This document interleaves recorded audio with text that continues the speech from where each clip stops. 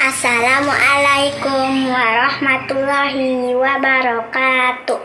Ibu guru yang saya hormati, teman-teman yang saya cintai, saya akan membawakan ceramah tentang berdoa.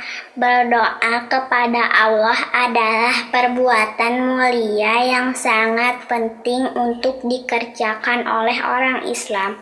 Berdoa tidak sekedar menyampaikan keinginan dan harapan seorang hamba, akan tetapi berdoa juga merupakan ibadah yang berpahala.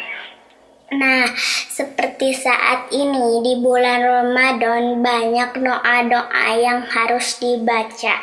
Di antaranya, 1. Doa niat berpuasa dibaca di malam hari. Bismillahirrahmanirrahim. Nawaitu sauma godin an adai padu sahri Ramadana hadihi sanati fardulillahi ta'ala. Yang kedua, doa sahur. Bismillahirrahmanirrahim. Nawaitu bil akli hadato amin sunata minas sahuri.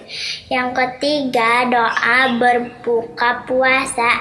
Bismillahirrahmanirrahim. Allahumma laka suntu wa bika amantu wa ala arizkika abdartu birahmatika ya arhamar rahimin. Sekian, selamat menunaikan ibadah puasa. Wassalamualaikum warahmatullahi wabarakatuh.